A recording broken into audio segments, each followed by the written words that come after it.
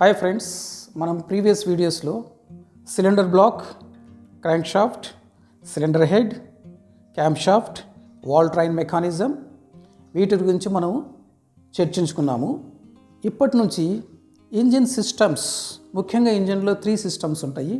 ఒకటి fuel system, then lubrication system, తర్వాత cooling system. Okay, ఈ వీడియోలో ఫ్యూయల్ సిస్టమ్ గురించి నేను ఎక్స్ప్లెయిన్ చేయబోతున్నాను. ఫ్యూయల్ సిస్టంలో కూడా కన్వెన్షనల్ ఫ్యూయల్ సిస్టమ్ అంటే basic fuel system. Basic fuel system ఎందుకు ఎక్స్ప్లెయిన్ చేయబోతున్నానంటే, సులభంగా ఫ్యూయల్ సిస్టమ్ అంటే ఏంటి అనేటువంటిది సులభంగా అర్థమయ్యే దానికోసం స్టూడెంట్స్ కోసం కానీ టెక్నీషియన్స్ కోసం కానీ I'm going to explain about the basic fuel system in this video. Next వీడియోలో నేను ఎలక్ట్రానిక్స్ ఫ్యూయల్ ఇంజెక్షన్ సిస్టమ్ గురించి ఎక్స్ప్లెయిన్ చేయబోతాను.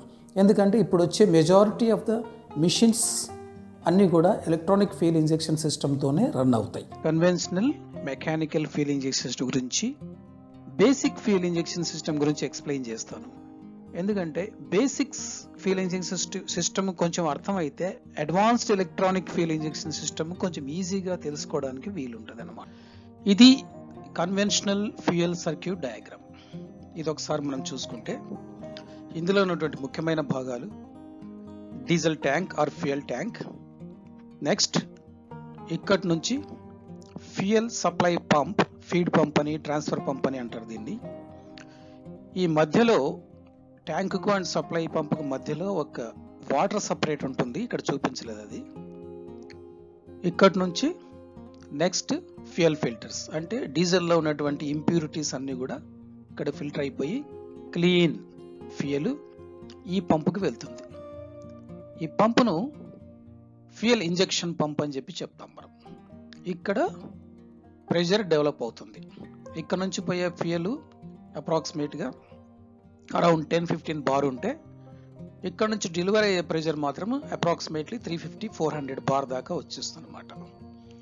ఈ పంపు అన్నిటికంటే ముఖ్యమైనటువంటి ఈ పంపు ద్వారానే fuel injection pressure, fuel injection timing, fuel injection duration, ఈ 3 కూడా ఈ పంపు ద్వారానే డిసైడ్ చేయబడతాయి. ఇదే పంపులోనే ఈ భాగాన్ని గవర్నర్ అని చెప్పి అంటారు. ఫ్యూయల్ గవర్నర్ అంటే ఇంజిన్ ఆర్పిఎం కు, ఇంజిన్ లోడ్కు తగ్గట్టుగా ఫ్యూయల్ క్వాంటిటీని ఆల్టర్ చేసేటువంటి పని ఈ గవర్నర్ చేస్తుంది. అంటే ఒక ఇంజిన్ మనకు 1500 ఆర్పిఎంలో నడుస్తుంది అనుకున్నాం. దాని మీద లోడ్ పెరిగితే ఆ లోడ్ వల్ల ఇంజిన్ ఆర్పిఎం డౌన్ అవడం మొదలు పెడుతుంది. ఇంజిన్ ఆర్పిఎం తగ్గినప్పుడు ఏమవుతుంటే, ఇంజిన్ ఆర్పిఎం తగ్గకుండా లోడ్ని బేర్ చేసే దానికోసం ఎక్సెస్ ఫ్యూయల్ను ఇది సప్లై చేసేదానికి గవర్నర్ దోహదపడుతుంది. అలాగే లోడ్ తగ్గినప్పుడు, లోడ్ పెరిగినప్పుడు ఎక్సెస్ ఫ్యూయల్ పోతుంది. లోడ్ తగ్గినప్పుడు కూడా ఫ్యూయల్ క్వాంటిటీ తగ్గించడానికి ఈ గవర్నర్ ఉపయోగపడుతుంది. ఈ పంప్ ఇంటర్నల్ కాంపోనెంట్స్ గురించి, గవర్నర్ ఇంటర్నల్ కాంపోనెంట్స్ గురించి నెక్స్ట్ స్లైడ్లో మనం మాట్లాడుకుందాం. పంప్ తర్వాత నెక్స్ట్ వచ్చేసి ఇంజెక్షన్ నాజిల్ అంటారు దీన్ని. ఇక్కడ నుంచి వచ్చినటువంటి హై ప్రెషరు ఇక్కడ ఫర్దర్గా ఇంకొంచెం ప్రెషర్ పెరిగి ఫైన్ ఆటోమైజేషన్ ఫామ్లో కంబషన్ ఛాంబర్లో స్ప్రే అవుతుంది. ఇది ఇంజెక్షన్ నాజిల్ అంటారు దీన్ని యాక్చువల్గా.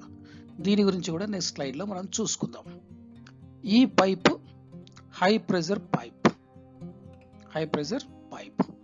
దీని తర్వాత రిటర్న్ లైన్. ఇది జనరల్గా ఇంజెక్షన్లోకి వెళ్ళేటువంటి డీజిల్లో అప్రాక్సిమేట్గా 1/3 కంబషన్ ఛాంబర్లకి స్ప్రే అయిపోయి మిగతా 3/2 ట్యాంకుకు రిటర్న్ అవుతూ ఉంటుంది. రైట్, సేమ్ ఇక్కడ కూడా పంపు దగ్గర కూడా ఓవర్ఫ్లో వాల్ ఉంటుంది. Tank, feed pump, filters, fuel injection pump, nozzles, return line. ఇది సింపుల్గా చెప్పాలంటే conventional fuel injection system. Next ఇది ఒక యానిమేషన్. నౌ పిస్టన్ చూడండి, suction stroke, inlet valve open అయింది, ఫ్రెష్ ఎయిర్ లోపలికి వచ్చింది. మళ్ళా కంప్రెషన్ స్ట్రోక్ సెకండ్లో డీజిల్ స్ప్రే, కంబషన్, పిస్టన్ కిందికి వచ్చేసింది. మళ్ళీ పిస్టన్ పైకి మొదలవడం మొదలుపెట్టింది, ఎగ్జాస్ట్ వాల్వ్ ఓపెన్ అయిపోయింది. స్లైడ్కి వెళ్తే ఈ ఫ్యూయల్ పంప్, ఇందాక ముందు స్లైడ్లో చూసినటువంటి ఫ్యూయల్ పంపును మనం అడ్డంగా కట్ చేసి చూస్తే లోపల భాగాలు ఈ విధంగా ఉంటాయి. ఇది ఫ్యూయల్ పంప్ ఒక క్రాస్ సెక్షన్. ఓకే, ఇందాక మనం ఫ్యూయల్ పంప్ చూసుకున్నాం కదా, దాని క్రాస్ సెక్షన్ ఇది. ఈ ఫ్యూయల్ పంప్ క్రాస్ సెక్షన్ మనం ఇలా చూసుకుంటే ఇందులో ముఖ్యంగా క్యామ్ షాఫ్ట్ ఇది చూసామా, ఇది క్యామ్ షాఫ్ట్. 6 సిలిండర్ ఇంజిన్ అయితే 6 cams. Cam arrangement engine firing order తగ్గట్టుగా క్యామ్ అరేంజ్మెంట్ ఉంటుంది. నెక్స్ట్ ఈ క్యామ్ పని ఏంటి, సేమ్ డిట్టో ఏదైతే వాల్వ్ ట్రైన్ మెకానిజంలో ఉన్నటువంటి క్యామ్ షాఫ్ట్ ఏం పని చేస్తుందో అంటే opening and closing of the valves, ఇది కూడా ఓపెనింగ్ అంటే లిఫ్టింగ్, దీన్ని పైకి లిఫ్ట్ చేయడము మళ్ళీ కిందికి తీసుకురా, ప్లంజర్ అప్ అండ్ డౌన్ మూమెంట్కు, ప్లంజర్ అప్ అండ్ డౌన్ మూమెంట్కు ఇది దోహదం. ఎలాగైతే అక్కడ పుష్ రాడ్స్ను లిఫ్ట్ చేస్తుందో అదే విధంగా ఇక్కడ ప్లంజర్ను లిఫ్ట్ చేస్తుంది అన్నమాట. ఇది ఇచ్చేసేటువంటి పని. ఇది కూడా ప్రతి 2 రెవల్యూషన్స్ క్రాంక్ షాఫ్ట్స్కు పిస్టన్ ఇక్కడ ఉన్నటువంటి ఫ్యూయల్ పంపులో ఉన్నటువంటి క్యామ్ షాఫ్ట్ ఒక రెవల్యూషన్ తిరుగుతుంది. ఓకే, ఇది ముఖ్యంగా అనుకోవాల్సినది. ఈ చిన్న క్యామ్ ఏదైతే ఒక క్యామ్ ఉందో అది ఈ ఫ్యూయల్ ఫీడ్ పంపును డ్రైవ్ చేయడానికి. ఈ క్యామ్ పొజిషన్లోకి వచ్చేటప్పటికి ప్లంజర్ నెట్టబడేసి స్ప్రింగ్ ఫోర్స్కు ఆపోజిట్ డైరెక్షన్లో నెట్టబడేసి ఇక్కడ స్టాక్ ఉన్నటువంటి ఫ్యూయల్ ఇక్కడ వాల్ ఓపెన్ చేసేసుకొని ఈ వాల్ ద్వారా ఫిల్టర్ లేక్ వచ్చేసి ఎయిర్ మార్క్ చూడండి, ఇలా ఫిల్టర్ లేక్ వచ్చేసి ఫిల్టర్ అయిపోయినటువంటి ఫ్యూయల్ ఏదైతే ఉందో ఇలా వచ్చేసేసి ఇక్కడికి వచ్చేస్తుంది. ఇక్కడికి లో ప్రెజర్, ఇక్కడి వరకు లో ప్రెజర్ ఫ్యూయల్ ఉంటుంది అన్నమాట. అదే మళ్ళీ ఈ క్యామ్ పొజిషన్ ఈ పొజిషన్ ఇక్కడికి వచ్చేపాటికే స్ప్రింగ్ ఫోర్స్తో వెనక్కి వచ్చేసి ఇక్కడ వ్యాక్యూమ్ క్రియేట్ చేయబడి ఈ వాల్ ఓపెన్ అయిపోయి ట్యాంకు నుంచి ఫ్యూయల్ లోపలికి లాగబడుతుంది. మళ్ళా ముందుకు నెట్టబడినప్పుడు ఇక్కడ ఉన్న డీజిల్ పైకి వెళ్ళబడుతుంది. రైటా? సో ఈ ఒకటే ఒక క్యామ్ లోబ్ ఉంటుంది. ఇటువంటి లోబు దీన్ని ఫ్యూయల్ ఫీడ్ పంపును ఆపరేట్ చేయడానికి, ఎలిమెంట్స్ను ప్లంజర్ బ్యారెల్స్ను ఆపరేట్ చేయడానికి ఎన్ని సిలిండర్లు ఇంజిన్లో ఉంటాయో అన్ని క్యామ్ లోబ్స్ ఉంటాయి. అరేంజ్మెంట్ నేను ఇందాక చెప్పినట్టుగా ఫైరింగ్ ఆర్డర్ను బట్టి ఈ క్యామ్ అరేంజ్మెంట్ ఉంటుంది అన్నమాట. సో అయిపోయింది. ఈ ప్లంజర్ బ్యారెల్స్ చేసే పని ఏంటి, ఒక ప్లంజర్ బ్యారెల్ మీరు చూసుకోండి. ఇక్కడ ఇదేమో బ్యారెల్లో ఉన్నట్టు ప్లంజరు ఇటు పైకి కిందికి మూవ్ అయ్యేది. ప్లంజర్ ఈ పొజిషన్లో ఉన్నప్పుడు అంటే కింద ఉన్నప్పుడు ఏమవుతుందంటే ఈ పొజిషన్లో ఉన్నప్పుడు ఇలా డీజిల్ వచ్చేస్తుంది. ఇక్కడ నుంచి లో ప్రెజర్ డీజిల్ ఇదంతా ఫిల్ అయిపోయి ఉంటుంది, ఈ క్యావిటీ అంతా ఇది ఫిల్ అయిపోయి ఉంటుంది. సో ఇది ఫిల్ అయిన తర్వాతనే మళ్ళీ డీజిల్ ఫ్రీగా బయటకు వెళ్ళిపోతుంది స్పిల్ పోర్ట్ ద్వారా. అక్కడ ఏం ఇంజెక్షన్ ప్రెజర్ డెవలప్ కాదు. ఎప్పుడైతే ప్లంజర్ పైకి మూవ్ అవడం మొదలుపెట్టిందో ఈ క్యామ్ మూమెంట్ వల్ల ఏమవుతుందంటే ఫస్ట్ రెండు పోర్ట్స్ క్లోజ్ అయిపోతాయి. 2 పోర్ట్స్ క్లోజ్ అయిన తర్వాత ఇంక ఇక్కడ ఉన్నటువంటి ఫ్యూయల్ మీద ఈ ప్లంజర్ ప్రెజర్ అంతా యాక్ట్ చేసేసి ఇక్కడ నుంచి వచ్చేటువంటి ప్రెజరు ఈ పైన డెలివరీ వాల్ స్ప్రింగ్ ఉండే ప్రెజర్ 2 కూడా మల్టిప్లై అయిపోయి ప్రెషరైజ్డ్ డీజిల్ ఏదైతే ఉందో ఈ పోర్ట్ ద్వారా ఇంజెక్షన్ దాకా పోతుంది. అంటే ఈ ప్లంజర్ మూమెంట్ వలన ఈ డెలివరీ వాల్స్ ఉన్నట్టు స్ప్రింగ్ వలన ఫ్యూయల్ ప్రెజర్ ఇక్కడ ఇంక్రీజ్ అవుతుంది. ఇక్కడ దాకా వచ్చింది, ఇంకా పైకి వెళ్ళింది. అంటే ఇక్కడ ఫస్ట్ ప్రెజర్ క్రియేట్ చేస్తూ ఈ ఫ్యూయల్ను కంప్లీట్గా పైకి పంపించడానికి. ఇది ఇంకా ఇక్కడ హెలెక్స్, ఈ వర్టికల్ గ్రూవ్, ఈ మెకానిజం అంతా కూడా చాలా డీటెయిల్డ్గా చెప్పాలి. It takes time. సింపుల్గా ఏం చెప్తున్నానంటే ఈ హెలెక్స్ మెకానిజం అనేటువంటిది, వర్టికల్ గ్రూవ్ మెకానిజం అనేటువంటిది ఎందుకు ఇచ్చారంటే ఫ్యూయల్ క్వాంటిటీని చేంజ్ చేయడానికి. అప్ అండ్ డౌన్ మూమెంట్ ఏమో ఫ్యూయల్ ప్రెషర్ ఇంక్రీజ్ చేయడానికి, తర్వాత ప్రెషరైజ్డ్ ఫ్యూయల్ను ఇంజెక్టర్స్కు పంపు చేయడానికి.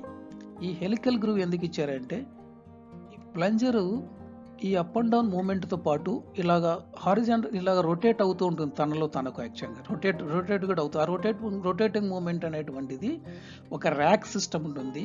ఆ ర్యాక్ గవర్నర్ కనెక్ట్ చేయబడి ఉంటుంది. గవర్నర్ ఇచ్చేటువంటి సిగ్నల్స్ మీద ఈ ర్యాక్ మూమెంట్ అటు ఇటు జరిగినప్పుడు ప్లంజర్ బ్యారెల్లో రొటేట్ అవుతుంది. ప్లంజర్ బ్యారెల్లో రొటేట్ అయినప్పుడు హెలిక్స్ పొజిషను అంటే ఫ్యూయల్ వాల్యూమ్ చేంజ్ అవుతుంది అన్నమాట. ఈ ఫ్యూయల్ వాల్యూమ్ చేంజ్ అయినప్పుడు ఫ్యూయల్ క్వాంటిటీ పెరగడము తరగడము జరుగుతుంది. అందుకని ఈ హెలిక్స్ గ్రూవ్ ఇచ్చేసారు ఇక్కడ. This is about the plunger barrel. So ఇందాక అనుకున్నట్టుగా 4 400 to 500 బార్ ప్రెజర్ ఇక్కడ క్రియేట్ అవుద్ది. నెక్స్ట్ ఇందాక అనుకున్నాం కదా హై ప్రెజర్ లైన్. ఏ ప్రెజర్ జనరల్గా ఏంటంటే up to 800 bar pressure with stand అయ్యేదానికి తయారు చేసి ఉంటారు స్టీల్ ట్యూబ్స్. మనము ఫ్యూయల్ ప్రెజర్ ఎలా జనరేట్ అవుతుంది అని చూసుకున్నాము. ఇప్పుడు ఇందులో ఫ్యూయల్ గవర్నర్ ఎలా పనిచేస్తుంది. గవర్నర్ అంటే దాని పేరులోనే ఉంది, అది ఆ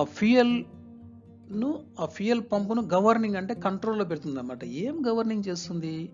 ఫ్యూయల్ గవర్నర్ చేసే పని ఏంటంటే ఇంజిన్లో మారేటువంటి లోడ్ పరిస్థితులకు అనుగుణంగా ఫ్యూయల్ క్వాంటిటీని, ఫ్యూయల్ వాల్యూమ్ను పెంచడము లేదా తగ్గించడము చేస్తుంది. ఎలా చేస్తుంది ఆ గవర్నరు? ఇందాక మనము ముందు స్లైడ్లో ఆ ప్లంజర్ బ్యారెల్లో ఉన్నటువంటి హెలిక్స్ గ్రూవ్స్ ఏవైతే ఉన్నాయో అవి ఇంటర్నల్ రొటేషన్ను బట్టి ఫ్యూయల్ క్వాంటిటీ మారుతుంది అని చెప్పి అనుకున్నాం కదా. ఆ హెలిక్స్ గ్రూవ్స్ అంతా ఒక ర్యాక్కు కనెక్ట్ చేయబడి ఆ ర్యాక్ మూమెంట్ అనేటువంటిది మెకానికల్ లింకేజ్ ద్వారా గవర్నర్ ద్వారా ఆ ర్యాక్ మూమెంట్ జరుగుతుంది. ఇప్పుడు ఈ చిన్న యానిమేషన్లో నేను చెప్తాను మీకు. ఈ పంపులో బిగించినటువంటి గవర్నరు మెకానికల్ సెంట్రిఫ్యూగల్ గవర్నర్. ఏ సెంట్రిఫ్యూగల్ అయినా కూడా, ఏ ఆబ్జెక్ట్ అయినా సరే, ఫర్ ఎగ్జాంపుల్ మన చేతిలో ఒక దారం తీసుకొని ఆ దారం చివర్లో ఒక రాయి కట్టి తిప్పడం మొదలు పెడితే స్పీడ్ ఇంక్రీజ్ అయ్యే కొద్దీ ఆ రాయి డిస్టెన్స్, ఆ స్టోన్ డిస్టెన్స్ పెరుగుతూ వస్తుంది. అంటే సెంటర్ పాయింట్ నుంచి అది తిరిగే రేడియస్ ఇంక్రీజ్ అవుతూ వస్తుంది. స్పీడ్ డిక్రీజ్ అయ్యే కొద్దీ రేడియస్ తగ్గుతుంది. స్పీడ్ అంటే సెంట్రిఫ్యూగల్ యాక్షన్ వలన డిస్టెన్స్ పెరుగుతుంది, అలా డిస్టెన్స్ పెరుగుతుంది. అదేవిధంగా ఇక్కడ కూడా ఈ సెంట్రిఫ్యూగల్ యాక్షన్ వల్ల ఈ షాఫ్ట్ తీసుకోండి, సపోజ్ ఇది ఫ్యూయల్ పంప్ షాఫ్ట్ అనుకుందాం మనం. స్పీడ్ పెరిగితే ఈ ఫ్లై వైట్స్ దూరం వెళ్ళిపోతున్నాయి. దూరం వెళ్ళిపోయినప్పుడు ఏం చేస్తుంది? ఈ రెండు కలిపి ఒక లివర్కు కనెక్ట్ చేశారు కదా. దూరం వెళ్ళినప్పుడు ఏమవుతుంది? ఆ దూరం వెళ్ళినటువంటిది ఈ యొక్క యూనిట్ను కిందికి లాగబడుతుంది. ఆ సెంట్రిఫ్యూగల్ ఫోర్స్ వలన లివర్ ఇక్కడ కిందికి లాగబడి ఈ లివర్ ఇక్కడ ఫ్యూయల్ ప్యాసేజ్లో ఉన్నటువంటి ఒక ఫ్లాప్ కనెక్ట్ చేసి, సపోజ్ ఈ గొట్టంలో ఫ్యూయల్ వస్తుంది అనుకుందాం. స్పీడ్ పెరిగితే ఇది అడ్డం పడతా ఉంది ఫ్యూయల్ ప్యాసేజ్కు. స్పీడ్ తగ్గితే ఇది ప్యాసేజ్ ఎక్కువ వదులుతూ ఉంది. సేమ్ ఇంజిన్లో కూడా ఒక ఇంజిన్ 1500 RPMలో నడుస్తున్నప్పుడు అప్పుడున్నటువంటి లోడ్ కంటే లోడ్ పెరిగినప్పుడు ఏమవుతుందంటే ఇంజిన్ RPM తగ్గడం మొదలు పెడుతుంది. కానీ మనకు ఆ వెహికల్ పర్ఫామ్ చేయాలంటే ఇంజిన్ RPM తగ్గకూడదు. ఇంజిన్ RPM అలాగే మెయింటైన్ చేయాలి, లోడ్ కూడా తీసుకోవాలి. అప్పుడేంటి? ఎక్కువ ఫ్యూయల్ కావాలి, ఎక్కువ ఫ్యూయల్ ఇంజెక్ట్ చేయాలన్నమాట. అంటే ఎప్పుడైతే ఇంజిన్ RPM తగ్గడం మొదలు పెడుతుందో క్రాంక్ షాఫ్ట్ RPM తగ్గిన దానివల్ల ఫ్యూయల్ పంప్ RPM కూడా తగ్గుతుంది. Shaft RPM, fuel pump RPM తగ్గినప్పుడు గవర్నర్ ఫ్లై వెయిట్స్ RPM కూడా తగ్గుతాయి. సెంట్రిఫ్యూగల్ గవర్నర్ వెయిట్స్ RPM తగ్గి అవి ఈ విధంగా ఫ్యూయల్ ప్యాసేజ్ ఎక్కువ అవ్వడానికి దోహదం చేస్తాయి. అలాగే లోడ్ ఎప్పుడైతే తగ్గిపోతుందో 1500 RPM ఉన్నటువంటి RPM పెరగడానికి ప్రయత్నం చేస్తుంది. పెరిగితే కూడా చాలా ప్రాబ్లమ్స్ ఉంటాయి. వెహికల్ కంట్రోల్లో ఉండకపోవచ్చు, స్పీడ్ ఎక్కువైతే ఈవెన్ ఇంజిన్ బర్స్ట్ కూడా అవ్వచ్చు. కానీ RPM కంట్రోల్ చేయాలి లోడ్ తగ్గినా కూడా. అంటే ఫ్యూయల్ క్వాంటిటీ, సప్లై క్వాంటిటీ తగ్గించాలి. అప్పుడు ఏమవుతుంది? RPM పెరిగినప్పుడు ఇట్లా ఫ్లై వెయిట్స్ RPM పెరిగేసి ఈ లివర్ ద్వారా RPM పెరిగినప్పుడు చూడండి, మీరు గమనించండి, RPM ఇప్పుడు పెరిగినప్పుడు ఫ్యూయల్ ప్యాసేజ్కి ఇది అడ్డం పడతా ఉంది. అంటే RPM తగ్గినప్పుడు, ఇంజిన్ RPM తగ్గినప్పుడు ఎక్కువ ఫ్యూయల్ పోతుంది, ఇంజిన్ RPM పెరిగినప్పుడు తక్కువ ఫ్యూయల్ పోతుంది. అది సెంట్రిఫ్యూగల్ గవర్నింగ్ మెకానిజం. ఇది మీకు ఈజీగా అర్థమైతే ఎలక్ట్రానిక్ ఇంజెక్షన్ సిస్టమ్ ఇంకా ఈజీగా అర్థమవుతుంది. నెక్స్ట్ గవర్నర్ ఫంక్షన్ అయిపోయింది. Now fuel injection nozzle construction ఈ విధంగా ఉంటుంది. నాజిల్ ఇది అవుట్ సైడ్ బాడీ, ఇదేమో నాజిల్ వాల్వ్, తర్వాత ఏమో ఇంజెక్షన్ కప్పు. ఓకే, ఈ విధంగా ఉంటుంది ఇంజెక్షన్ కప్పు. తర్వాత ఏమో ఇది ఫ్యూయల్ ఇన్లెట్, హై ప్రెజర్ పంపు నుంచి వచ్చేటువంటి హై ప్రెజర్ ఫ్యూయల్ ఇక్కడ దాకా వస్తుంది. తర్వాత ఇక్కడేమో స్పిండిల్, దీనిపైన మళ్ళీ లోడెడ్ స్ప్రింగ్. ఇక్కడ నుంచి వచ్చే ప్రెజరు ఈ స్ప్రింగ్కి అగనెస్ట్గా, అంటే ఇక్కడ ప్రెజర్ ఇంకా మల్టిప్లై అవ్వాలి స్ప్రింగ్ ఫోర్స్కి అగనెస్ట్గా. సో ఈ ప్రెజర్తో ఈ నీడిల్ లిఫ్ట్ అయిపోతుంది అన్నమాట. ఎప్పుడైతే ఒక పల్స్ ప్రెజర్ క్రియేట్ అవుతుందో ఫ్యూయల్ ఇంజెక్షన్ పంపులో, ఆ పల్స్ ప్రెజరు ఈ ఫ్యూయల్ ఫ్లూయిడ్ ద్వారా ట్రాన్స్ఫర్ అయిపోయి ఈ లిఫ్ట్ దీన్ని నాజిల్ ఈ నాజిల్ వాల్వ్ని లిఫ్ట్ చేసేసి దీని కింది నుంచి ఫ్యూయల్ స్ప్రే అయిపోతుంది. ఇక్కడ హోల్స్ ఉంటాయి, వెరీ వెరీ మైన్యూట్ హోల్స్ ఉంటాయి అనమాట, మైన్యూట్ హోల్స్. ఇప్పుడు ఇది మీరు చూసారా, ఇక్కడ నుంచి ఫ్యూయల్ వస్తుంది, ఇట్లా ఆరెంజ్ కలర్లో ఇట్లా వచ్చినప్పుడు ఏమవుతుంది, ఆ ఫ్యూయల్ ప్రెజర్తో ఈ యారోస్ చూడండి, ఇది పైకి నెట్టబడి ఆ ఫ్యూయల్ క్వాంటిటీ స్ప్రే సిస్టమ్ ద్వారా ఇలాగా బయటకు వచ్చేస్తుంది. ఇక్కడ ఆల్మోస్ట్గా 600 to 800 ఇంజెక్షన్ ప్రెజర్ క్రియేట్ చేయబడుతుంది. ఆ ప్రెజర్ మళ్ళీ నేను చెప్తున్నా, all depends upon the engine model. So ఈ విధంగా నాజిల్ పని. ఓకే, ఇది మనం సింపుల్గా చూసుకుంటే ఇది ఫ్యూయల్ పంపులో ఉన్న cam shaft, plunger barrel lift చేసింది, ఇక్కడ ఉన్నటువంటి ఫ్యూయల్ ప్రెజరైజ్ అయ్యింది, ప్రెజరైజ్ అయ్యే నాజిల్లోకి వచ్చింది, మళ్ళా సేమ్ ప్రెజర్ ఇక్కడ నాజిల్ ఫ్లూయిడ్ మీద యాక్ట్ చేసే ప్రెజర్ అలా ట్రాన్స్ఫర్ అయిపోయి ఈ నాజిల్ లిఫ్ట్ చేసేసి ఇక్కడ స్ప్రే అయిపోయింది కంబషన్ ఛాంబర్లో. ఇది క్లుప్తంగా చెప్పాలంటే mechanical or conventional fuel injection system గురించి. You can see the spray. ఇది యాక్చువల్గా ఒక ఇంజెక్షన్ స్ప్రే అయినప్పుడు తీసినటువంటి ఫోటో. ఇంత క్లియర్గా ఉండాలి. అందుకనే ఫ్యూయల్ సిస్టమ్ క్లీన్గా మెయింటైన్ చేసినప్పుడు మాత్రమే ఈ విధమైనటువంటి క్లియర్ స్ప్రే వస్తుంది. ఫ్యూయల్ క్లీన్గా లేకపోతే లోపల ఉన్నటువంటి ఈ క్లోజ్ టాలరెన్సెస్, ఈ ప్యాచెస్ బ్లాక్ అయిపోయి ఇంజెక్షన్ సిస్టమే ఫెయిల్ అవుతుంది. అలాగే కంబషన్ ప్రాసెస్ సరిగ్గా లేకపోతే కూడా ఈ టైనీ హోల్స్ బ్లాక్ అయిపోయి ఇంప్రాపర్ స్ప్రే ఉండడానికి కూడా అవకాశం ఉంటుంది. సో ఫ్యూయల్ సిస్టమ్ క్లీన్గా ఉండాలి, తర్వాత ఇంజిన్ మెయింటెనెన్స్ ప్రాక్టీసెస్ కూడా క్లీన్గా ఉండాలి. నెక్స్ట్ ఇంకొక ముఖ్యమైనటువంటిది మనం మాట్లాడాలి ఇక్కడ. ఇదేంటంటే ఇంజెక్షన్ టైమింగ్, వాల్ టైమింగ్ గురించి సేమ్ డయాగ్రామ్ మనం ఇంతకుముందు వీడియోలో మాట్లాడుకున్నాం. ఏ వాల్వ్ ఎంత డ్యూరేషన్ ఓపెన్లో ఉంటుంది, ఎంత డ్యూరేషన్ క్లోజ్లో ఉంటుంది అనేటువంటిది.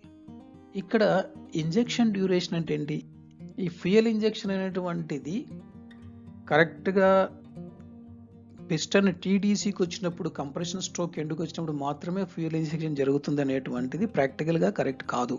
It is only theory. ప్రాక్టికల్గా ఏంటంటే ఫ్యూయల్ ఇంజెక్షను పిస్టన్ టీడీసీ చేరక ముందే ఒక 15 degrees నుంచి 18 degrees ముందే ఇంజెక్షన్ స్టార్ట్ అవుతుంది. I'm telling you, injection start అవుతుంది అనమాట.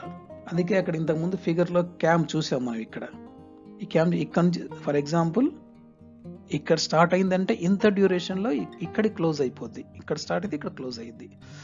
సో ఒక 15 to 18 degrees ముందుగానే స్టార్ట్ అయిపోయి టీడీసీ తర్వాత మళ్ళీ పిస్టన్ కిందికి బీడీసీలోకి ట్రావెల్ చేసేటప్పుడు ఈవెన్ ఆఫ్టర్ టీడీసీ ఇంకొక 20 degrees దాకా ఇంజెక్షన్ ఉంటుంది.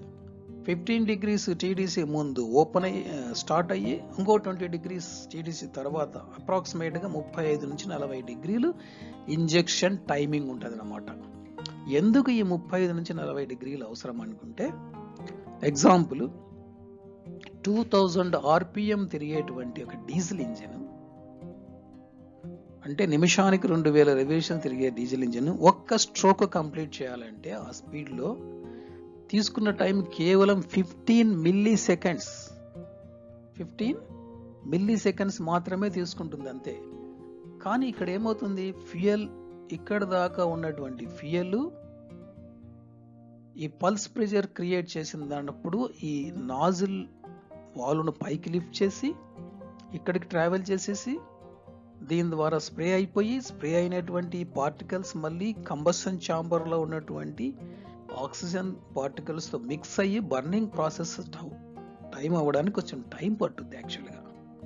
సో దాన్ని ఇక్కడ నుంచి స్ప్రే వరకు అయ్యే టైంని ఇంజెక్షన్ ల్యాగింగ్ అని, అంటే ఇక్కడ పల్స్ మొదలయ్యి అదంతా కూడా ఇలా ట్రావెల్ చేసేసి ఫ్లూయిడ్ ద్వారా ఇక్కడ స్ప్రే అవ్వాలి. సో ఈ lagging time it self will be around 7 milliseconds.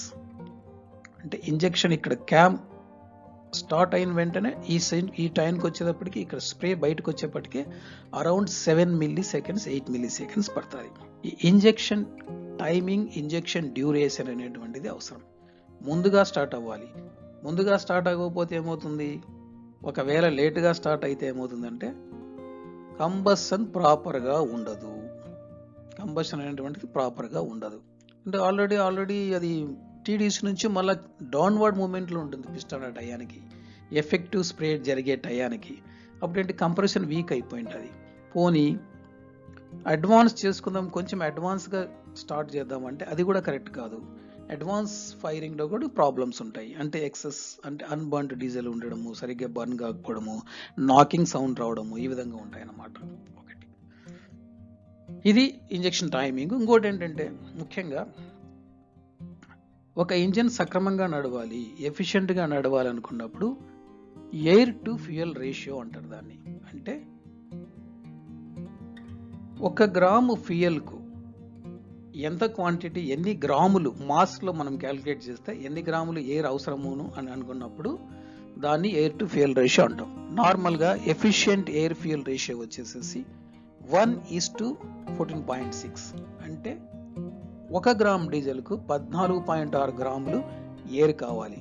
రివర్స్లో చెప్పుకుంటే 14.6:1. అంటే 14.6 గ్రామ్స్ ఎయిర్ బర్న్ చేయడానికి 1 గ్రామ్ ఆఫ్ ఫ్యూయల్ అవసరం. దీన్ని ఎఫిషియెంట్ ఎయిర్ ఫ్యూయల్ రేషియో అంటాం. ఇంతకంటే రేషియో తక్కువగా ఉంటే, అంటే తక్కువ ఎయిర్ ఎక్కువ డీజిల్, సపోజ్ ఏ 13.5:1 ఉంటే దాన్ని రిచ్ మిక్చర్ అంటాం. ఎందుకంటే ఎయిర్ క్వాంటిటీ తగ్గింది కదా, ఫ్యూయల్ క్వాంటిటీ పెరిగింది. రిచ్ మిక్చర్ వల్ల చాలా అనర్థాలు ఉంటాయి. ఓవర్ హీటింగ్ అని, డిటనేషన్ అని, నాకింగ్ అని ఉంటాయి. ఈ రేషియో అంతకంటే ఎక్కువగా ఉంటే, 14.6 కంటే ఎక్కువగా ఉంటే లీన్ మిక్చర్ అంటాం. To certain extent minor lean mixture is good for the engine. ఎందుకంటే కంబషన్ ప్రాసెస్ క్లీన్గా ఉంటుంది ఇవన్నీ కూడా. But a lean mixture beyond certain limits తర్వాత ఇంజిన్ ఎఫిషియన్సీని డ్రాప్ చేస్తుంది. ఇది అన్నమాట. ఇది ఒకటి మీరు గుర్తుపెట్టుకొని ఉండాలి యాక్చువల్గా. సో మీకు ఏమైనా సందేహాలు కానీ ప్రశ్నలు కానీ ఉంటే నాకు మీరు ఈమెయిల్ ద్వారా కన్సల్ట్ చేయొచ్చు. ఈ వీడియోతో పాటు ఒక 4 పేజీల నోట్స్ ఇదే వీడియోలో ఇచ్చాను. Please go through.